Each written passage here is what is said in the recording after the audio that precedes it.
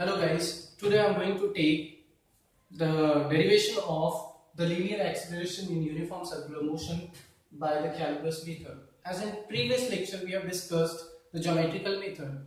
This is very important method to derive the expression for the linear acceleration. Now consider a particle performing uniform circular motion in anti-clockwise direction with the constant angular speed omega.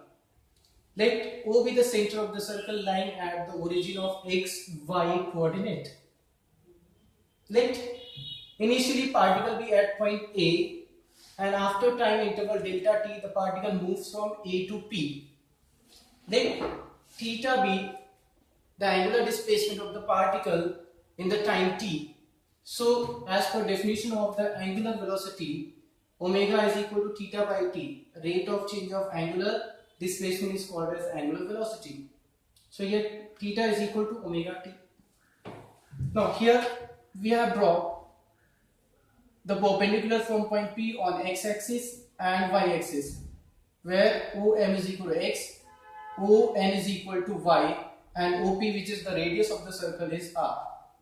So we can apply the triangle's law of vectors addition in the triangle OMP, which is given as OP vector is equal to OM vector plus MP vector. Here OP vector is represented by R vector, OM vector is represented by X vector, plus MP vector is represented by Phi vector.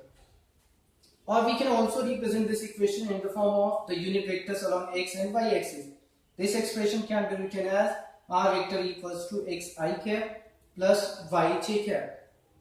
See, in the triangle OMP, sin omega t, that is sin theta equals to sin omega t, is equal to y upon r, that is opposite upon adjacent. So y is equal to r sin theta, and cos omega t is equal to adjacent upon hypotenuse, that is x upon r. So x is equal to r cos theta. Now putting the value of x and y in this equation, we can write here r vector is equal to the value of x, which is r cos omega t I cap, plus value of y, that is r sin omega t j cap. Or r can be taken common from the both brackets. We can write here r vector equals to r in bracket cos omega t I cap plus sin omega t j cap. That this is equation number 1. As you can see, r vector is function of t, so can be differentiated with respect to t.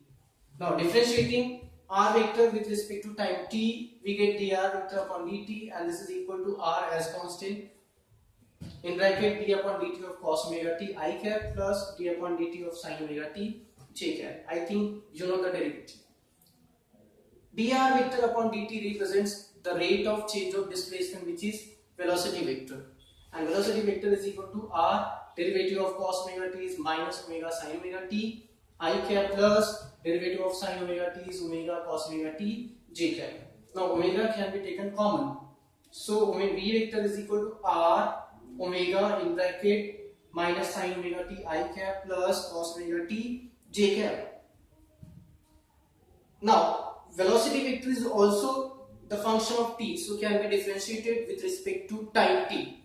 So again differentiating this equation with respect to time t, we get dv vector upon dt equals to r omega into derivative of sin omega t is what, minus derivative of sin omega t is omega cos omega t minus sin as it is I cap plus derivative of cos omega t is minus omega sin omega t j cap.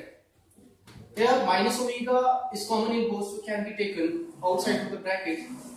dv vector upon dt represents the acceleration vector, so it is equal to minus omega into omega is omega square into r in bracket cos omega t I cap plus sin omega t j cap.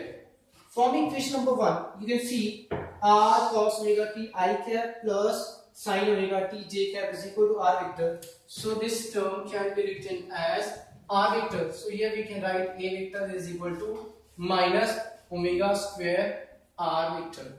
This is the expression for the linear acceleration, where negative sign shows that acceleration is directed opposite to r vector. That is, acceleration is acting along the radius directed towards center, whereas radius vector is directed away from the center.